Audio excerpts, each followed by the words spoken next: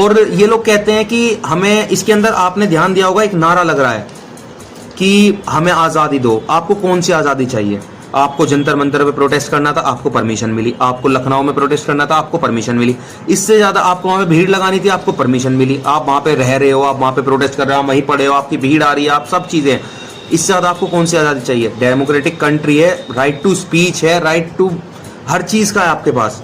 पर इसका मतलब ये नहीं होता है कि तुम अगर वहां पे कोई, एक बार को वहां पे लॉ आ चुका है, अब सेक्शन लगा है कि जो है अब यहाँ पे भीड़ नहीं होगी पांच लोगों से ज्यादा की, पर आप लोग वहां पे फिर भी कई हजार की भीड़ में वहां पे इकट्ठा होते हो, तो भाई फिर तो पुलिस वाले अपने एक्शन लेंगे। फिर भी पुलिस वालों ने एक्शन नहीं लिया, फिर भी पुलिस वालों ने सिर्फ और सिर्फ बैरिकेडिंग करी कि आप इस एरिया को क्रॉस मत कीजिए।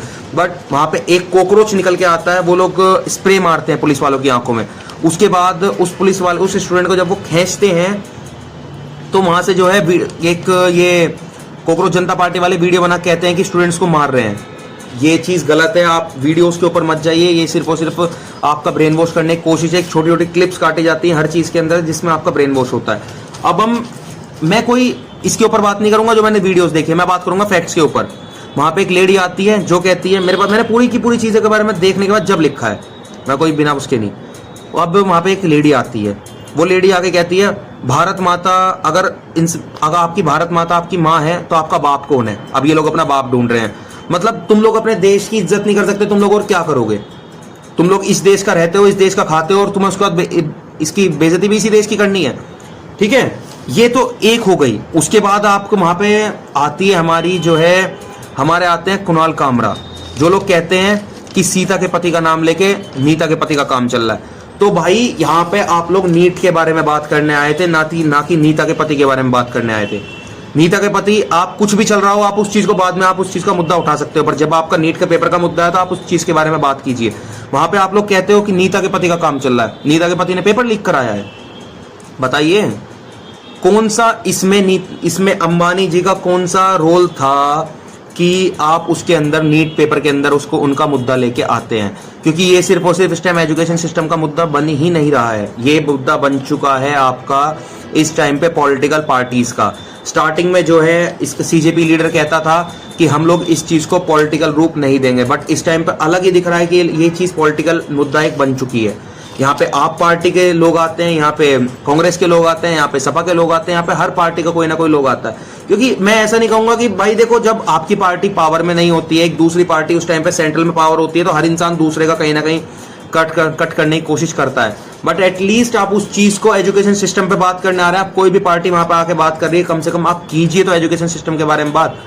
आप उस टाइम रेजिग्नेशन मांग रहे हैं, ठीक है, एजुकेशन सिस्टम पे आप लोग बात उठा रहे हैं, आप ठीक है, हम साथ हैं आपके, हम स्टूडेंट्स हैं, हम खुद सपोर्ट करेंगे, पर उसके अंदर हम इस चीज को सपोर्ट नहीं करेंगे कि कोई भी स्टूडेंट आपको जो एक अच्छा एक नॉलेज लेके बात करने वाला बंदा होगा, वो इस चीज को सपोर्ट नहीं करेगा जिसके अंदर आप लोग अपने देश को गालियां देंगे। वहां पे नारे लग रहे हैं, भारत तेरे टुकड़े होंगे। वहां पे बात होती है, आई सपोर्ट उमर खालिद। कौन, आप किसको सपोर्ट कर रहे हैं? एटलीस्ट उसके बारे में पता करिए। 2020 का दंगा हुआ था, उसके अंदर उसका हाथ था। उसके बाद जब पकड़ा गया, फिर पता चला फरवरी 2020 में जो दिल्ली में दंगे हुए थे, उसमें भी उसका हाथ था। उसमें पता चलता है उसका इन्वॉल्वमेंट जो रहता है, वो सारे के सारे जितने भी रॉयट्स होते हैं दिल्ली या फिर किसी भी जगह पे, वहां पे उसकी सब पहले से उसको नॉलेज होती है, वो प्लानिंग में इन्वॉल्व होता है। आप लोग किसको सपोर्ट कर रहे हैं? एटलीस्ट आप नई जनरेशन हैं, आप उस चीज के बारे में पता तो लगाइए। पर नहीं, यहाँ पता लगाने की तो कोई बात ही नहीं है। यहाँ तो बस इंस्टाग्राम खोला, रील आ गई, मोदी इतना बुरा है, मोदी ने ये कर दिया, यहाँ पे इस पार्टी ने ये अच्छा काम कर दिया, ये पार्टी ने ये बुरा काम कर दिया। रिसर्च करने का मतलब ही नहीं बैठता। बस जिस पार्टी ने जो कर दिया उसके बाद उठाकर उसकी सीधा वीडियो डाल देंगे कि हम इस पार्टी के खिलाफ है। एटलीस्ट आप उस पार्टी के बारे में पता तो करिए। आप पार्टी के बारे में पता मत करिए, पर एटलीस्ट जिस काम के ऊपर आप इल्जाम लगाने उस काम को तो पता करिए कि इस काम में इस पार्टी का हाथ है नहीं है।